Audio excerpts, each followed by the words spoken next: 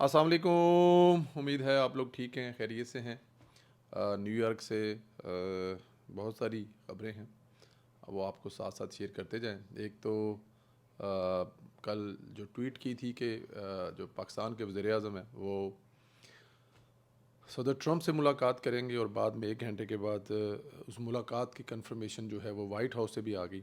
और अब उसकी वज़ीर आज़म साहब जो हैं उन्होंने ख़ुद बताया कि ट्रंप और उसके अलावा 6 मुल्कों के जो मुसलमान मुल्क हैं उनके सरबराहान से उनकी आज जो है वो मुलाकात है।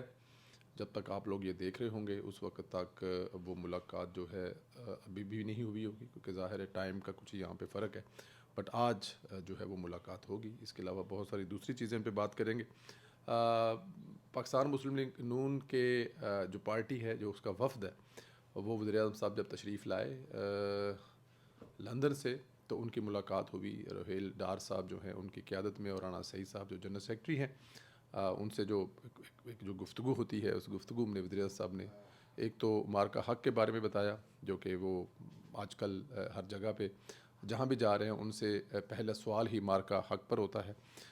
जिस पे उन्होंने बताया कि किस तरह मार्का हक़ पे पाकिस्तान की बहादुर अफवाज ने अपने से 6 गुना बड़े हिंदुस्तान को समझाने के बावजूद 6 मई को और 10 मई को हमेशा के लिए जो उनका गुरूर खाक में मिलाया, उस पे उन्होंने एतमाद में लिया मुस्लिम लीग नून के नुमाइंदों को, मुस्लिम लीग नून की क़यादत को। लंदन में होने वाले जलसे पर ब्रीफली बताया कि लंदन में एक बहुत बड़ा ओवरसीज़ का जो कट हुआ, बड़ा मुतासर किया उसको वज़ीर आज़म ने। और उन्होंने इसी किस्म का कट जो है वो ज़ाहिर है अमेरिका में भी, अमेरिका की जो तंजीम है उनके हवाले किया है कि वो यहाँ पर भी ज़रूर करेंगे। होना भी चाहिए, क्योंकि पाकिस्तान मुस्लिम लीग नून जो है, जिस तरह पाकिस्तान तहरीक इंसाफ की हर गुज़रते दिन के साथ आप जिसे कहते हैं कि मकबूलियत, अब मकबूलियत ज़ाहिर है कहाँ रहेगी, क्योंकि उनका लीडर जो है जिस किस्म की मुल्क दुश्मन किस्म की चीज़ें वो कर रहा है, उसके बाद मकबूलियत का तो नामो निशान ही मिट जाता है। तो जो मकबूलियत वाली बात है वो तो इस वक्त काफ़ी हद तक अगर देखा जाए तो ख़त्म हो ही हुई है।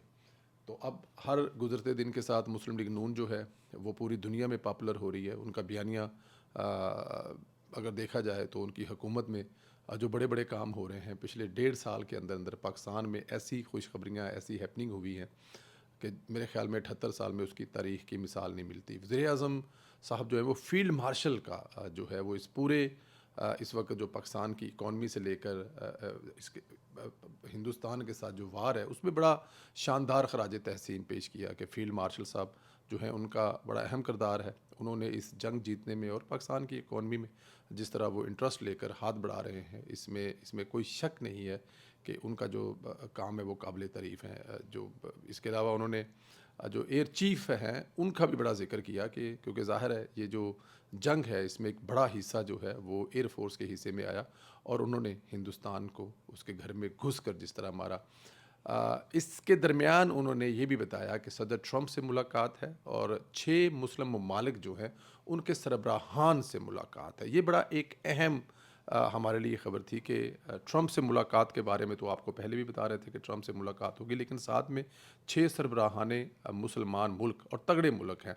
अब ये जो तगड़े मुल्क हैं इनमें तुर्की भी है, इनमें सऊदी अरब भी है, इनमें मिस्र भी है, और इसके अलावा ज़ाहिर है कुछ दूसरे ममालिक भी हैं जिनके साथ मुलाकात होगी। और सदर ट्रंप देखें, इस वक्त जो मशरक़ वस्ता की सिचुएशन है और इसराइल को लेकर जिस तरह एक काफ़ी ज़्यादा परेशानी पाई जाती है कि इसराइल हर गुज़रते दिन के साथ एक खुले सांड की तरह मुख्तलिफ़ मुल्कों पर, अब देखें यमन पर वो हमला कर चुका है, उससे पहले ईरान पर हमला कर चुका है, फिर सऊदी अरब से ऊपर से गुज़र को जो मज़ाइल कतर में जाकर हुए हैं वो किसी भी तरह से बर्दाश्त नहीं किए जा सकते और वो बर्दाश्त होंगे भी नहीं। तो इसको लेकर पाकिस्तान जो है इस खित्ते को लीड कर रहा है, और फिर पाकिस्तान का जो मुआहदा हुआ है, दफ़ाई मुआहदा हुआ है कि अगर एक मुल्क पर हमला होगा और दूसरे मुल्क पर उसको तसव्वुर किया जाएगा, इसको लेकर सदर ट्रंप डेफिनेट इन चीज़ों को बड़ी बारीकबीनी से देख रहे हैं। आप इस बात को इग्नोर नहीं कर सकते कि इसराइल और अमेरिका जो हैं वो यकजान दो कल्ब हैं।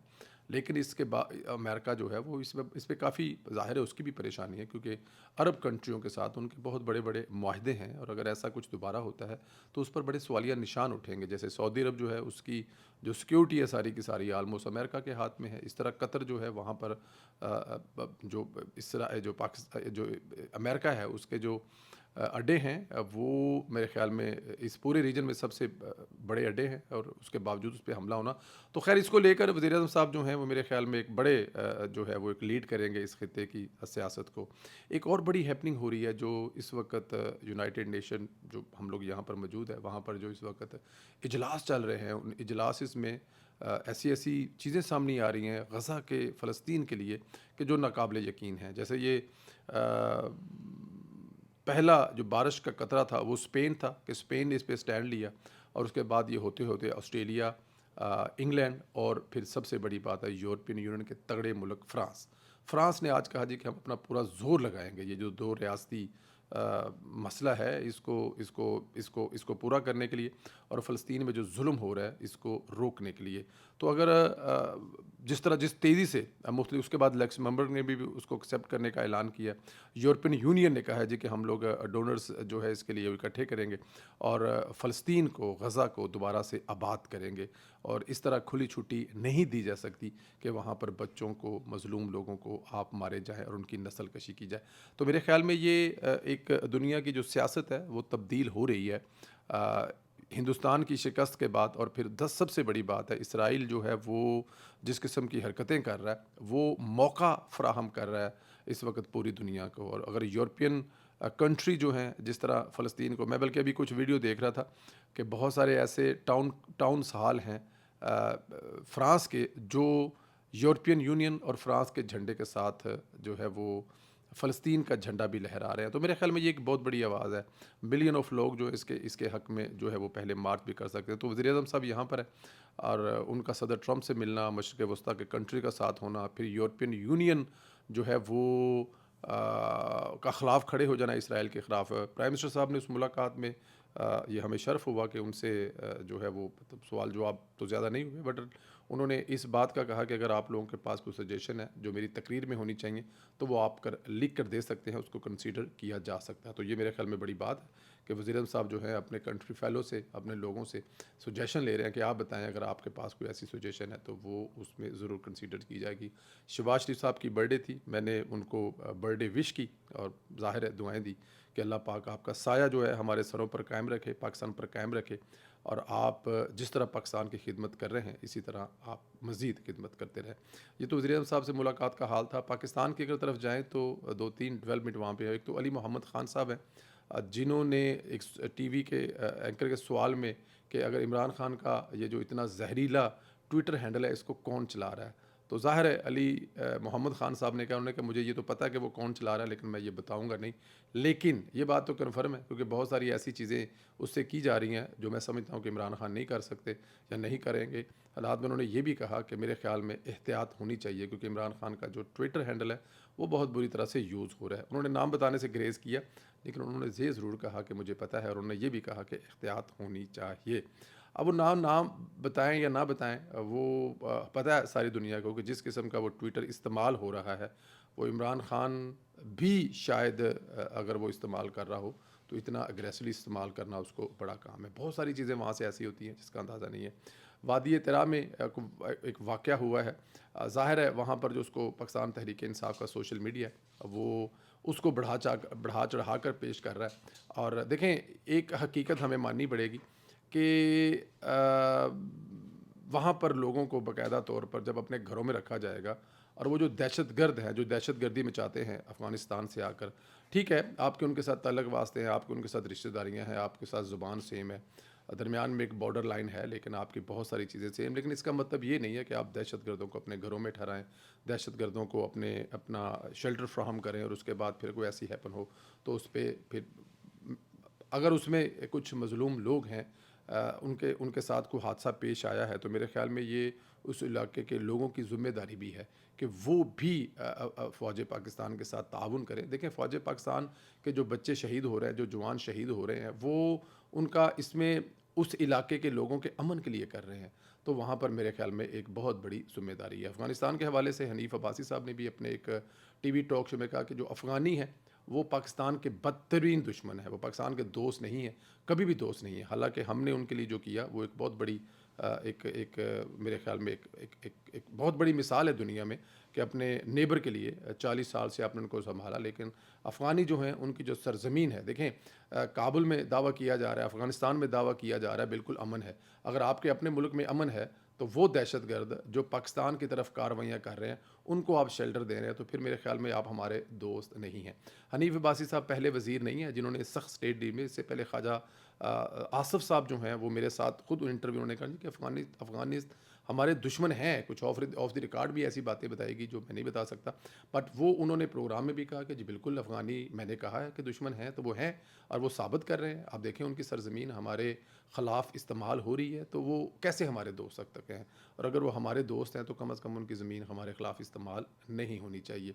मरियम नवाज़ जो हैं वो अगला फ़ेज़ जो है उसमें दाखिल हो रही हैं, और वो फ़ेज़ है कि पानी उतरने के बाद अपने लोगों को आबाद कैसे करना। आज भी वो एक उन्होंने बहावल नगर के करीब कैंप्स का दौरा किया, उन इलाकों का दौरा किया जहाँ पर पानी और उसके सैलाब से तबाहकारियाँ हुई हैं। स्कूल के बच्चों के साथ मैंने देखा कि मरियम नवाज़ साहिबा जो बड़ी ख़ुसूसी तौर पर जाती हैं, मासूम बच्चे होते हैं और बच्चे मासूम होते हैं तो एक बच्चे ने बड़ी खूबसूरत कहा कि मैं चंद पता नहीं मैं आंधावा के तू इत्थे रह वंज के पता नहीं, बड़ी खूबसूरत सा पंजाबी का एक्सेंट से मरियम नवाज़ साहिबा उस बच्चे के साथ बहुत प्यार कर रही थी और उन ख़वातीन के साथ बैठकर खाना खा रही थी एक ही प्लेट में।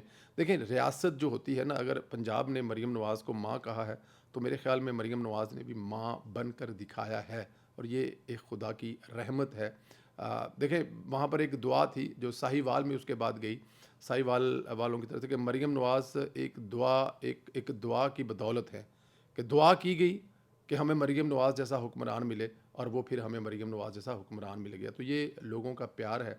वो जो कहा करते थे लोगों में निकल के दिखाएं, तो इस वक्त देखा जाए तो मरियम नवाज़ जो हैं वो हर जगह पे जा रही हैं।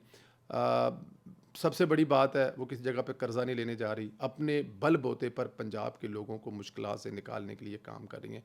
और जिस तरह मरियम औरंगज़ेब साहिबा ने काम किया, आज फिर उनकी एक तस्वीर हमारे सामने आई, किस तरह वो ज़मीन पर बैठी हैं और उनमें साथ में दो लोगों के बैठे हुए लोगों में से पहचान करना मुश्किल है, अगर कोई मरियम औरंगज़ेब को ना पहचानते हो कि ये क्या इनमें कोई मिनिस्टर है, इनमें कोई ताकतवर तरीन पंजाब का मिनिस्टर है। ये सब के सब सैलाब के सताए हुए हैं, जिनके घर बार उजड़े हुए हैं, जिनकी फसलें तबाह हुई हैं, जिनके मवेशी पानी में बह गए हैं।